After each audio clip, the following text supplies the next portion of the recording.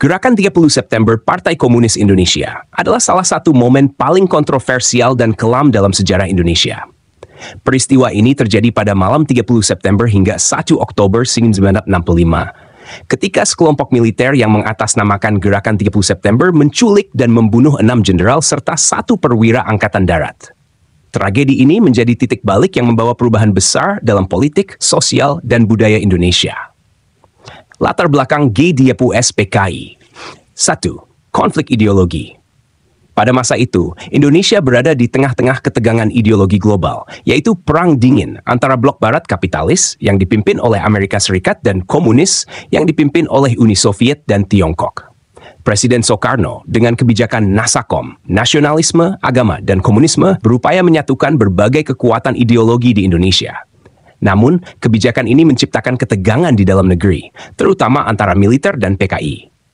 2. Peran PKI, Partai Komunis Indonesia, adalah salah satu partai terbesar di Indonesia pada awal 1960-an. Dengan dukungan Soekarno, PKI memiliki pengaruh besar dalam politik nasional. Namun, kehadirannya menimbulkan resistensi dari kelompok militer, kelompok Islam, dan kaum nasionalis non-komunis. 3. Ketidakpuasan dalam militer. Ketegangan internal di tubuh Angkatan Darat juga menjadi salah satu pemicu peristiwa ini. Ada perbedaan pandangan antara perwira senior dan perwira muda, terutama terkait arah politik Indonesia di masa depan. Kronologi peristiwa. Pada malam 30 September 1965, sekelompok pasukan yang dipimpin oleh Letkol Untung, seorang perwira Batalion AIS Resimen Cakrabirawa, pengawal Presiden Soekarno, menculik 7 perwira tinggi Angkatan Darat dari rumah mereka. 6 diantaranya tewas, yaitu Letjen Ahmad Yani, Maijen R. Suprapto, Maijen M.T. Haryono, Maijen S. Parman, Brigjen D.I. Panjaitan, Brigjen Sutoyo, Siswo Miharjo. Sementara itu, Jenderal A.H. Nasution berhasil lolos, meskipun ajudannya, Letnan Pierre Tendean, tewas. Jenazah para jenderal yang dibunuh kemudian ditemukan di sebuah sumur di Lubang Buaya, Jakarta. Dampak peristiwa G30S PKI.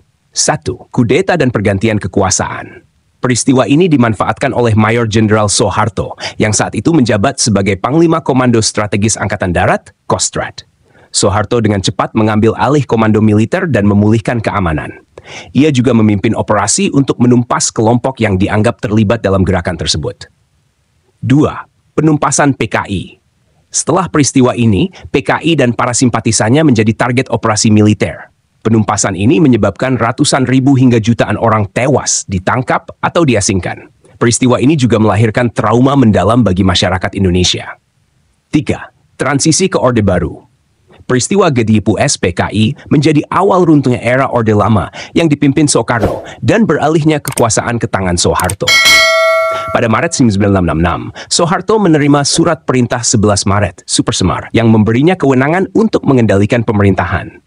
Peralihan ini menandai dimulainya era Orde Baru. 4. Stigmatisasi komunisme. Setelah peristiwa G30S PKI, komunisme dilarang di Indonesia. Stigma terhadap PKI dan ideologi komunis tetap melekat hingga saat ini. Meskipun wacana tentang peristiwa tersebut seringkali menimbulkan kontroversi. Kontroversi dan interpretasi sejarah. Hingga kini, peristiwa G30S PKI masih menjadi perdebatan di kalangan sejarawan, akademisi, dan masyarakat. Ada berbagai teori tentang dalang di balik gerakan ini, mulai dari PKI, militer, hingga kekuatan asing seperti CIA. Versi resmi pemerintah Orde Baru menuduh PKI sebagai dalang utama, tetapi banyak penelitian mengungkapkan kemungkinan keterlibatan pihak lain. Kesimpulan, peristiwa G30S PKI adalah tragedi yang meninggalkan luka mendalam dalam sejarah Indonesia. Selain mengubah peta politik nasional, peristiwa ini juga menjadi pelajaran penting tentang bahayanya konflik ideologi dan penyalahgunaan kekuasaan. Untuk memahami sejarah ini secara utuh, penting bagi masyarakat untuk mengkaji berbagai perspektif secara kritis dan objektif.